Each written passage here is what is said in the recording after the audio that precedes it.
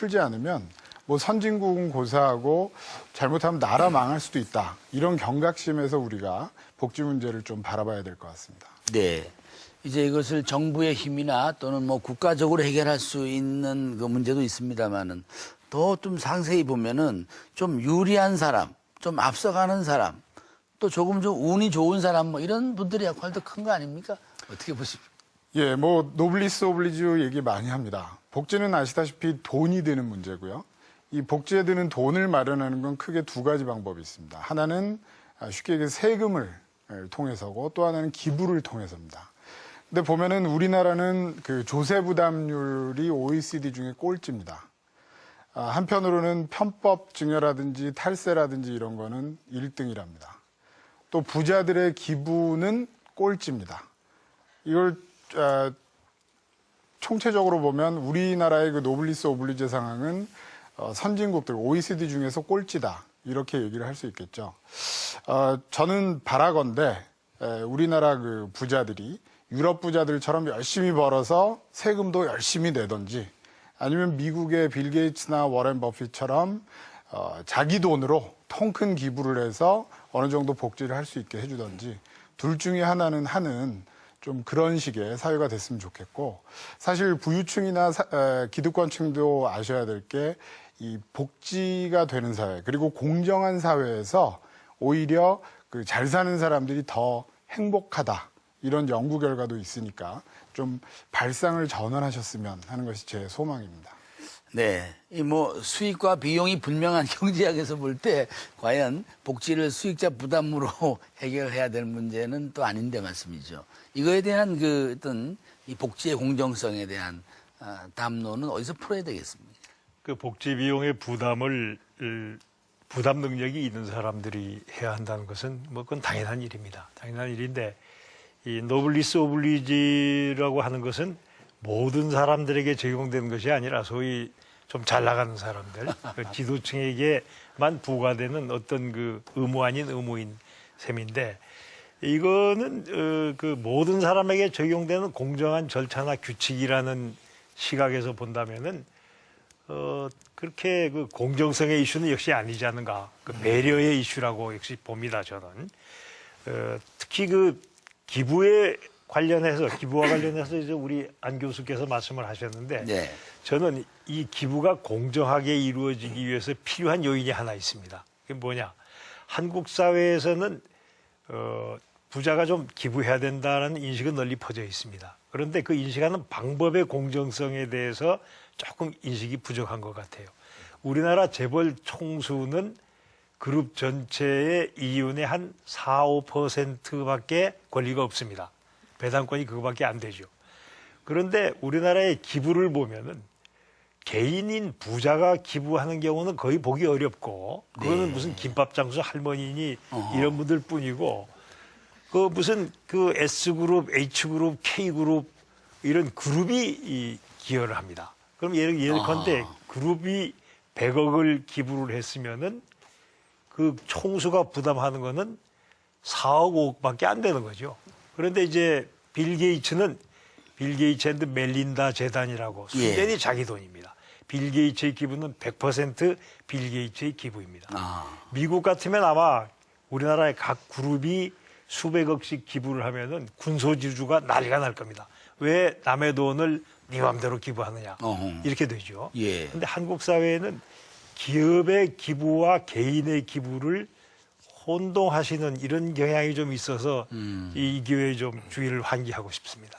그 교수님 말씀 전에 한번 제가 기억이 납니다만은 복지도 사실은 의무다 그런 얘기를 가끔 하시는 걸 제가 들었습니다만 우리가 오늘날 정말 진정한 삶의 질을 공유하는 데 있어서의 복지를 어떻게 이해해야 되겠습니까?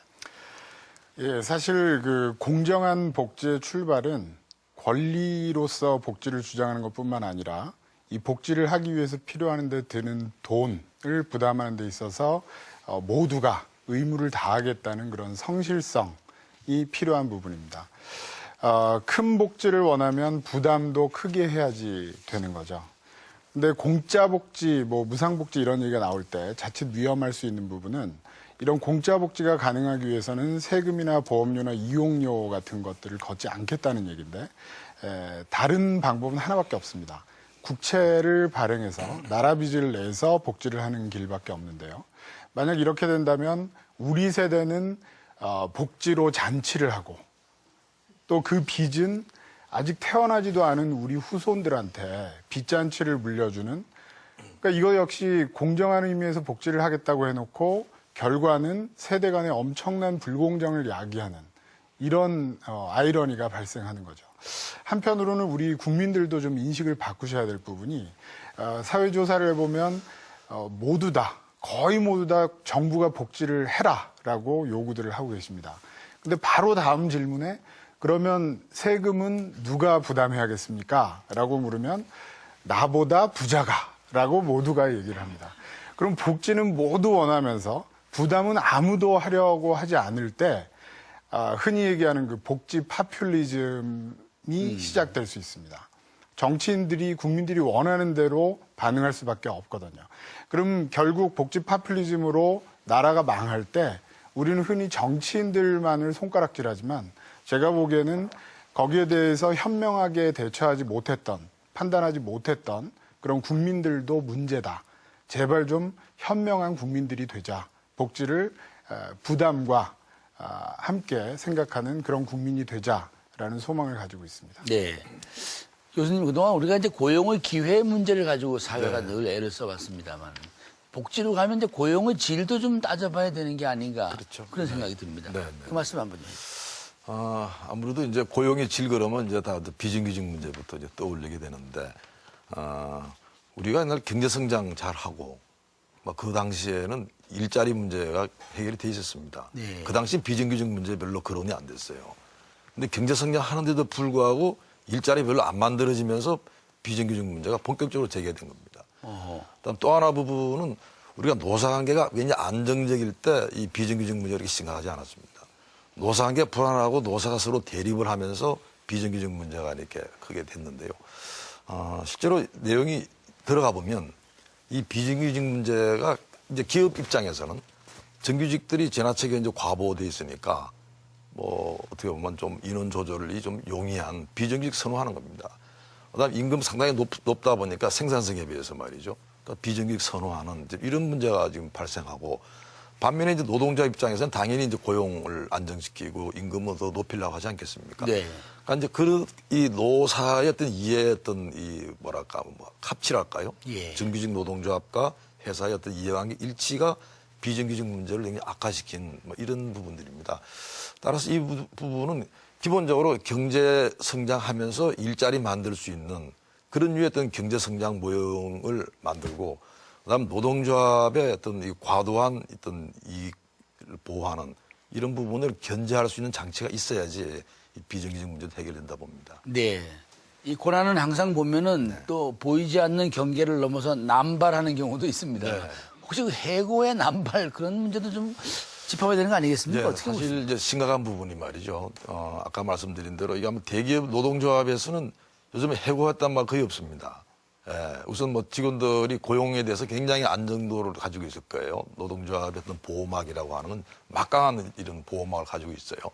근데 반면에 예를 들어 가지고 특히 비정규직들 경우에 있어서는 뭐 사실상 어떻게 보면 사업주가 경기가 안 좋으면 그냥 이렇게 해고를 할 수 있는 이런 상황이고, 그게 좀 덧붙여 가지고 우리가 비정규직을 보호한다 그래가지고 비정규직 보호법을 만들었습니다. 예. 그 보호법의 중요한 내용이 뭐냐면 비정규직을 2년 정도 쓰게 되면 그 이상 되면 정규직으로 무조건 전환하게 돼 있습니다. 그러다 보니까 이 사업주 입장에서는 2년 되기 전에 그냥 이렇게 또 해고하는, 예. 어떻게 보면 법이 가지고 있는 그런 모순들이 있는 거죠. 네.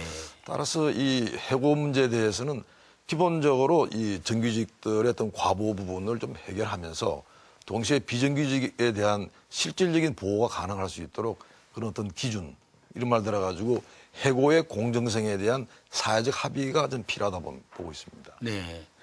교수님, 이게 결국 직장의 문제가 만일에 본인의 불행으로 오면 결국 개인의 삶